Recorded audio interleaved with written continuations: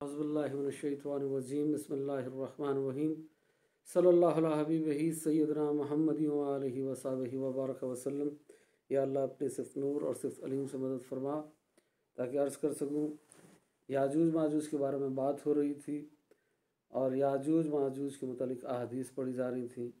दो और अहादीस पढ़ते हैं, फिर उसके बाद मज़ीद बात करेंगे।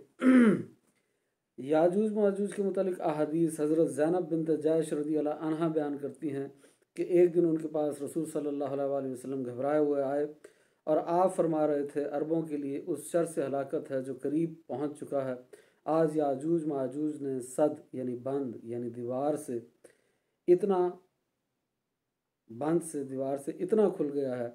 आपने अंगूठे और उसके साथ वाली उंगली को मिलाकर दायरा बनाया ऐसे।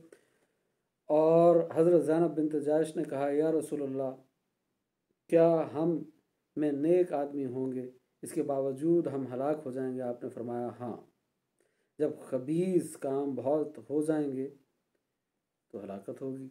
और ये सही बुखारी में है, सही मुस्लिम में है, और ये कई बार रिपीट हो चुकी है हदीस। और फिर अगली हदीस है कि हज़रत नवाज़ बिन समान रज़ियल्लाहु अन्हु बयान करते हैं, और अल्लाह ताला याजूज और माजूज को भेजेगा, वो हर बुलंदी से बासूरत फिसलते हुए आएंगे बड़ी तेज़ी से। एक तो यहाँ बुलंदी से मुराद पहाड़ भी हो सकते हैं, ऊंची जगह भी हो सकती हैं, और यहाँ बुलंदी से मुराद ये भी हो सकता है कि जितने भी मिज़ाइल होते हैं वो आप देखें कि ज़मीन से जब ऊपर जाते हैं तो फिर ऊपर से नीचे की तरफ आते हैं, तो मिज़ाइल्स जो हैं उनके ज़रिए से अटैक करेंगे, सेटेलाइट के ज़रिए से अटैक करेंगे, या जितने भी जहाज़ों के ज़रिए हमले होते हैं तो जहाज़ जो हैं वो बुलंदी से ही आते हैं। तो ये भी तावीलें की जा सकती हैं जो कि उलमा ने की हैं। तो अल्लाह ताला याजूज और माजूज को भेजेगा और वो हर बुलंदी से बासूरत फिसलते हुए आएंगे, यानी बड़ी तेज़ी से फिसलते हुए आएंगे। और इनकी पहली जमात बहर तिब्रियास्तान से गुजरेगी। ये बहर तिब्रिया है जिसे सी ऑफ गैलिली भी कहते हैं। ये इसराइल के अंदर मौजूद है, एक झील है, तो इसका पानी बहुत कम हो चुका है। तो ये यहाँ से जमातें जो हैं याजूज माजूज की गुजरेंगी और वहाँ का तमाम पानी पी जाएंगी। फिर दूसरी जमातें वहाँ से गुजरेंगी तो वो कहेंगी कि यहाँ पर किसी वक्त पानी था। अब ये सही रिवायत है और इसके अंदर ये आ रहा है कि वो सारा पानी पी जाएंगी। तो ये फिर वही बात आ गई कि एक तो आप यही कह सकते हैं कि वो सारा पानी पी जाए, पर वो तो इंसान है, हज़रत आदम अलैहिस्सलाम की औलाद हैं, और सारा पानी कैसे इंसान पी सकता है? दरियाओं का, समंदरों का तो नहीं पिया जा सकता। तो इसमें जो अक्ल में आने वाली बात है उसके लिए ये तावील है कि सारा पानी पी जाने से मुराद ये है कि वहाँ पे वो अपने डैम बना लेंगे, वो अपनी फसलों को पानी पिला देंगे या अपने किसी और काम में उसको इस्तेमाल कर लेंगे। आज भी पूरी दुनिया में फसलें काश की जाती हैं, मैं ख़ुद भी काश करता हूँ। तो हमारी हफ्ते के अंदर 2 पानी की बारियाँ होती हैं, समझाने के लिए अर्ज़ कर रहा हूँ। तो अगर मेरा कोई पानी और शख्स चोरी कर लेता, मैं कहता हूँ कि फ़लाँ शख्स मेरा पानी जो है पी गया है, इसका मतलब ये नहीं है कि वो उस ज़मीन का सारा पानी या नहर का सारा पानी वो पी गया है, बल्कि इसका मतलब ये है कि उसने मेरा पानी चोरी करके अपनी फसल को लगा दिया है। तो इन अहादीस की ये तावील भी हो सकती है और ये बातें जो हैं ये ज़्यादा अक्ल के करीब लगती हैं और नेचुरल इवेंट्स के करीब लगती हैं। अल्लाह पाक ज़्यादातर इस दुनिया में जो मामलात हैं वो नेचुरल इवेंट्स के मुताबिक ही होते हैं, अननेचुरल इवेंट्स नहीं होते। अल्लाह पाक कादिर है, कुछ भी दिखा दे, हर चीज़ पे कादिर है। और अम्बिया मुआवज़े करते हैं और ये अल्लाह करामत दिखाते हैं, अल्लाह की दी ताकत से दिखाते हैं, और मुआवज़ा होता ही खिलाफ आदत काम है और करामत भी खिलाफ आदत काम होता है। बहरहाल आम तौर पर ऐसा नहीं होता, इसलिए इन अहादीस की ये तावीलें भी कुछ उलमा ने की हैं। तो दूसरी जमातें वह हर बुलंदी से बासूरत फिसलते हुए आएंगे और उनकी पहली जमात बहर तिब्रिया से गुजरेंगी और वहाँ का तमाम पानी पी जाएंगी। फिर जब दूसरी जमात वहाँ से गुजरेगी तो वो कहेंगी कि यहाँ पर किसी वक्त पानी था। इसमें भी इशारा है कि एक हमला वो पहले करेंगे और एक हमला वो बाद में करेंगे। मतलब वो निकल चुके और निकलने के बाद उन्होंने हमले कर दिए और उन्होंने आके यहाँ पर पानी पीना शुरू कर दिया या डैम्स बना दिया, और अब जब क़यामत के कुर्ब में हज़रत ईसा आएंगे तो वो एक हमला दोबारा करेंगे। इस पे आगे जाके मज़ीद इंशाअल्लाह तफसील से बात करेंगे। तो दूसरी जमातें वहाँ से गुजरेंगी तो वो कहेंगी यहाँ पर किसी वक्त पानी था। اللہ کے نبی حضرت عیسیٰ علیہ السلام اور ان کے اصحاب محصور ہو جائیں گے، یعنی قید ہو جائیں گے، حتیٰ کہ ان میں سے کسی ایک کے نزدیک بیل کی سری بھی تم میں سے ایک کے 100 دینار سے افضل ہوگی۔ تو وہاں پہ کھانے کی اتنی قلت ہو جائے گی، اتنی تنگی ہو جائے گی، کیونکہ جب یاجوج ماجوج نکلیں گے تو حضرت عیسیٰ علیہ السلام کو اللہ پاک حکم دے گا کہ آپ کوہ طور پر اپنی ساتھیوں کو لے کر تشریف لے جائیں، یہ بڑے طاقتور لوگ ہیں، آپ کے اندر یہ طاقت نہیں ہے کہ آپ ان سے ٹکرا سکیں۔ اور یہ تبھی ہو سکتا ہے کہ جب ان کے پاس جب یہ نیوکلیر پاور ہوں، جب ان کے پاس جدید اسلحہ ہو، تبھی ہو سکتا ہے۔ یہ نہیں کہ یہ تیر کمان اور تلواریں اور نیزے لے کر پھر رہے ہوں گے، جو کہ حدیثوں میں آتا ہے تو اب یہ تیر کمان اور تلوار اور نیزے ان کی جگہ جو ہے، تلوار کی جگہ کس چیز نے لے لی ہے؟ پسٹل نے، گن نے لے لی ہے۔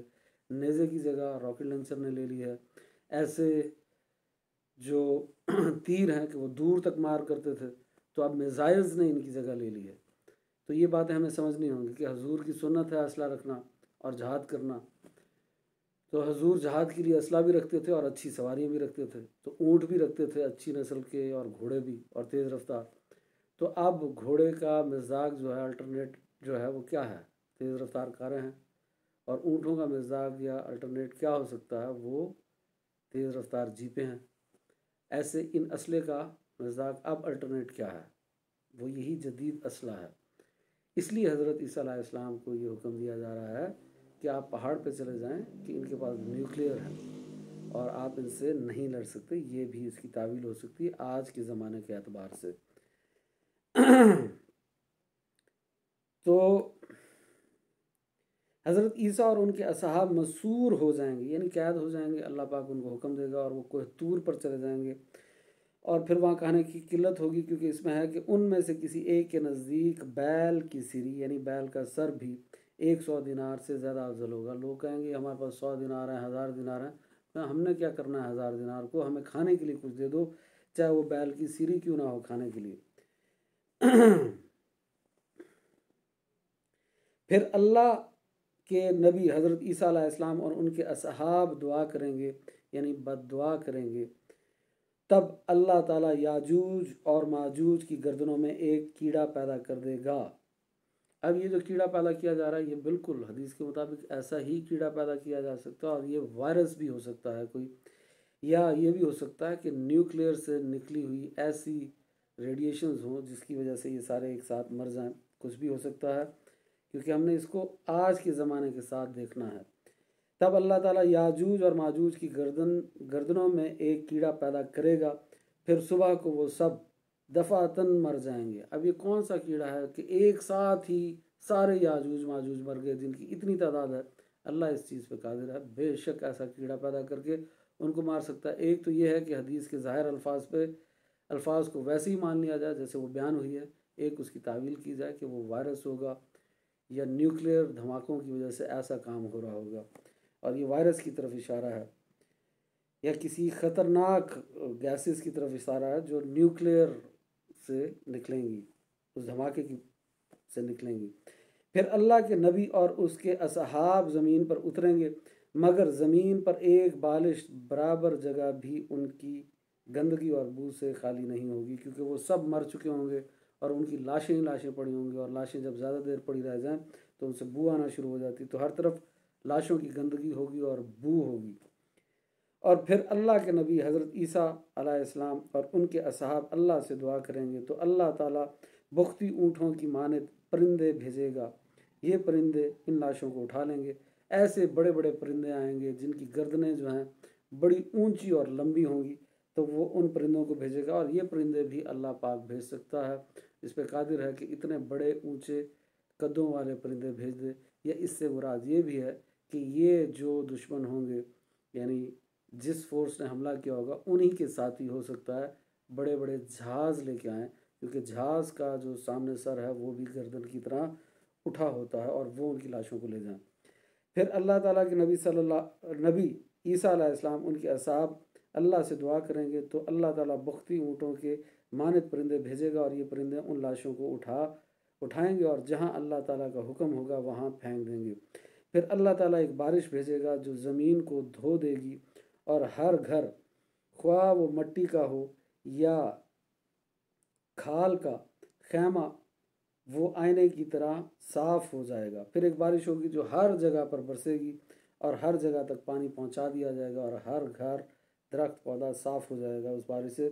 फिर ज़मीन से कहा जाएगा तुम अपने फल उगाओ और बरकतें लौटाओ।